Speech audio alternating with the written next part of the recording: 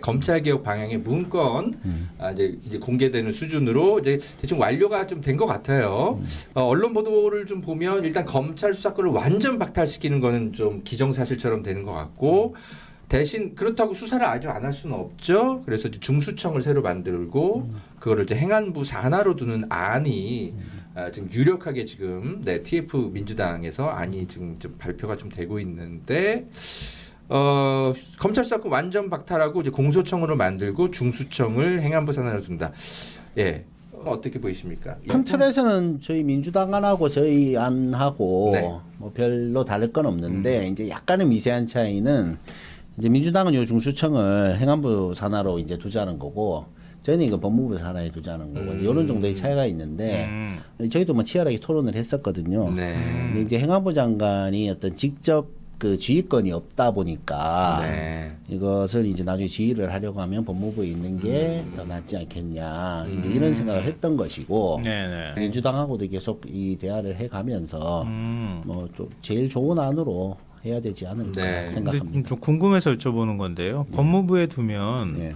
법무부에 검찰도 있고, 그러니까 뭐 공소청으로 바뀌겠죠. 네. 근데 중수청도 들어가게 되잖아요. 네. 근데 뭐 한 수사 부서에다가 두 개를 넣어놓는 게 맞는가요? 기본적으로 수사 기소는 분리가 되는 것이니까요. 그게 제일 중요하고 왜냐하면 자기가 검사가 자기가 수사를 하기 시작하게 되면 그 결론을 자기가 보고 싶어 하니까 바둑을 두든가 이렇게 해도 제3자가 이렇게 봤을 때 야 이거는 좀 수가 아닌 것 같다 이렇게 할 수 있는 거 매몰되거든요. 네. 그럼 오기로 그냥 맞아요. 이래 하는 경우가 있고 네. 또 이제 이것을 하기 위해서 미리 이제 잡아놓고 수사를 하는 경우가 사실은 뭐 그동안에 가장 큰 문제였으니까요. 그래서 분리하는 것이 이제 제일 중요한데 네네네. 그래서 말씀하신 것처럼 이제 그런 우려를 하시는 부분이 있어요.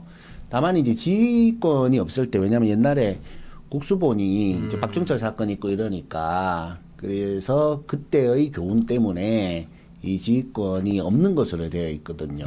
이제 그러다 보니 그러면 이게 여기에서 있으면서 어떤 장치를 마련하는 것이 좋지 않겠냐 뭐 이런 생각이었는데 어떤 뭐가 맞다의 네. 얘기는 아니기 때문에 맞습니다. 가장 좋은 안을 계속 사실 뭐 우리가 다 지금 도출해내야죠. 처음 걸어보는 길이에요. 사실은 우리가 다 처음 걸어보는 길이기 때문에 지혜를 잘 모아서 그 뭐 행안부 산하로 뒀다가 또 부작용이 생기면 또 다른 또 산하로 두고 그렇게 또 얼마든지 또 법을 바꿔서 국민적 합의하에서 또 논의할 수 있는 거라는 생각이 좀 들고요.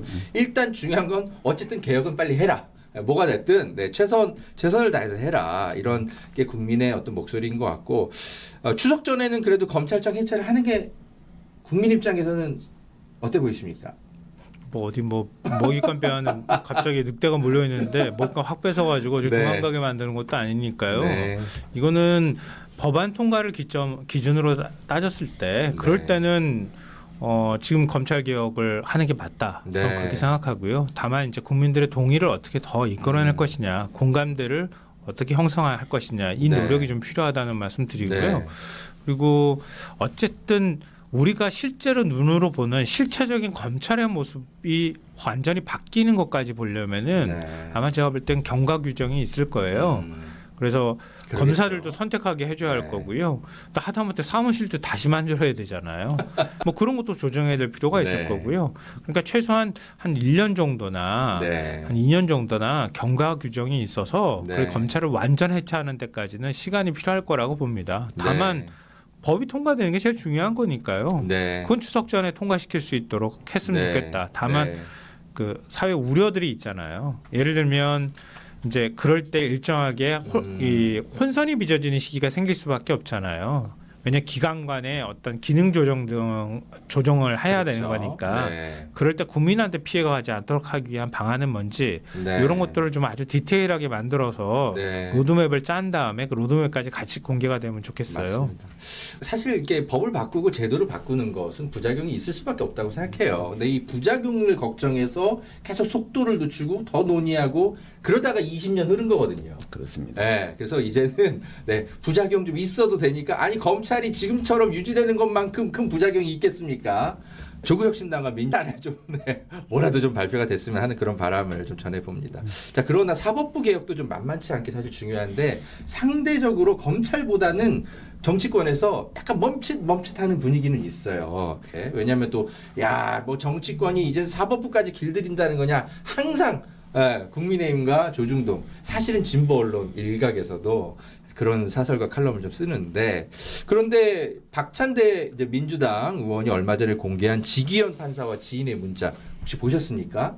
그걸 보면 역시 사법개혁은 반드시 필요하다는 생각이 역시 또 드는데 네. 조희대가 약점이 잡혀 있으니까 임명된 거 아니야 형 뭐 이렇게 얘기하니까 지기현 판사가 근게 아우야 근게 약점 뭔지 참 궁금하네. 나 하여튼 그런 문자를 보고 뭔가 있긴 있구나 확실히.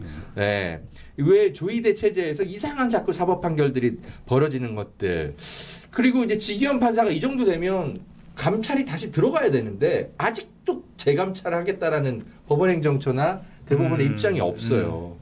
이런 건 좀 어때 보이십니까? 그 이제 저희도 그걸 촉구를 하고 하는데 별 반응이 없어서 이걸 어떻게 할 것인지 대법원에 끊임없이 물어야 될 것 같고 들어보니까 원래 그 부서가 일을 좀 많이 뭉개는 부서라고 들었어요. 일 진행이 잘 안 되고 그러니까 이제 서로 감싸주는 뭐 그런 일들에 익숙해 있는 것 같아요. 이제까지 이 닥칠까봐 그렇죠. 지금 휴가를 간 게 아니고 좀 대책 회의하러 간 거 아닌가. 근데 이거는 사실 저는 좀 이거는 진짜 법원 입장에서도 제대로 해야 되는 게 우리가 지난 세월 동안 보면 우리 사회의 안 좋은 악습이긴 하지만 정관을 찾아서 이렇게 하고 혹은 그 문제에 있어서의 전문성이 있는 변호사를 찾고 이렇게 됐지 않습니까? 근데 이제는 어느 변호사가 내 담당 판사하고 룸사롱을 자주 가는지를 그렇게 해서 그 사람한테 일을 맡겨야 되는 뭐 이런 상황이에요. 판사에 대한 감찰조차도 지금 뭉개고 있다라는 거는 국민적 사법적 눈높이에 좀 안 맞는 거 아닌가. 네. 그렇죠. 그걸 잘했다고 얘기할 국민들이 누가 있겠습니까? 이제 우리 뭐 주요 언론이라고 하는 곳들은 법조팀 기자들을 주로 이제 그 판검사가 많이 배출되는 대학 출신들을 많이 갖다 임명을 하죠. 그리고 부친이나 집안이 법조인 집안인 경우에 법조팀에 많이 넣죠. 그렇게 하는 이유가 뭐겠어요? 그렇죠. 아름아름 인맥으로 다 연결이 되기 때문에 그런 거거든요. 근데 그러면은 어느 순간 이제 기자와 판사, 검사의 경계가 허물어지는 거죠. 형님, 형, 선배. 이러다가 그 경계가 후루룩 무너지면은 같이 룸사롱도 가고 같이 뭐 놀러도 다니고 이렇게 하는 거죠. 그러니까 그게 어쩌면 관행적으로 그런 일들이 꽤 많이 있었다고 볼 수 있는 거예요. 그게 그 일단이 지금 드러난 거라고 할 수 있거든요. 그러니까 사법개혁도 중요하긴 하지만 사법부 내가 이런 거에 사법부 자체가 판사들도 그렇고 검사들도 자성하는 목소리를 낼 줄 알아야 되는데 윤석열 정권 때 검사들이 자성의 목소리를 한마디도 안 내는 걸 보면서 와, 저 집단은 정말 안 되겠구나. 어떻게 검사 한 명 제대로 목소리를 못 내나 이런 실망감을 가졌는데 지금 사법부도 전국 법관회의 열었는데 아무것도 의결 못하고 그냥 끝나버렸잖아요. 그런 모습이 너무 실망스러워요. 저 조직을 어떻게 바꾸는 게 좋을까 이런 고민을 좀 갖게 되더라고요. 제가 강남의 룸살롱 취재를 얼마 전에 갔다 왔어요. 거기 20년간 매니저 하신 분한테 직접 들었던 얘기입니다. 이거 조국혁신당도 알고 계시면 좋을 것 같아요. 그분이 하시는 증언이 우리나라 판사 중에 예를 들어 우리나라 판사가 1,000명 있나요? 한 천 몇 명 있나요? 아무튼 그 정도 있다고 하면 2,000명 정도 되죠. 네, 그죠. 그 중에 비슷하죠. 한 3, 400명은 룸살롱 다니신다. 그 정도는 있다라는 거예요. 퍼센트까지는 아니고 그렇게까지 많이 다니는 건 아니고 이제 접대를 하시는 분이 얘기를 한다라는 거예요. 매니저, 우리가 잘 모셔야 될 대감님이니까 잘 하셔라. 그러면은 마지못해서 막 이렇게 쭈뼛쭈뼛하면서 들어오신대요. 그러면 이분이 어디 뭐 대법관 되실 분이구나 알아차린다라는 거죠. 그런 사람들이 내가 목격한 사람만 3, 40명이다라고 얘기는 해주더라고요. 근데 아쉽게도 이제 지기현 판사는 목격은 못 하셨는데 룸살롱 20년 현장 매니저도 그렇게 얘기를 할 정도입니다. 이제 네. 서서히 이제 거기에 스며들어가는 거죠. 그렇죠. 그 판사들이 처음부터 접대 받았겠습니까? 조금씩 하면서 점점 커지고 그러니까 네. 지변 같은 경우에는 왜 그렇게 증언하신 분이 있잖아요. 나중에는 그냥 뭐 여기 왔으니까 계산하라고 전화하고 네. 그랬다는 얘기도 있었는데 그러니까 지금 이제 정말 대다수의 판사들은 직업적 소명 의식을 가지고 일한다고 생각을 하고요. 근데 이렇게 이제 정치 판사들, 이제 타락한 판사들, 이제 이런 사람들이 정말 문제인데 네. 정말 이해가 안 되는 판결들이 있지 않습니까? 예를 들어서 왜 800원으로 이렇게 버스 기사를 해고해야 되냐? 그렇죠. 그 사람의 밥줄을 끊는 것이 이게 무슨 현대판 장발장도 아니고. 네, 맞습니다. 그리고 우리 정경심 교수님 판결에 대해서도 아니 세상에 살인을 저지른 사람이 징역이 3년인데 어떻게 표창장이 징역 4년이 되냐. 이 대법원의 양형 기준은 도대체 어떻게 되어 있는 것이냐.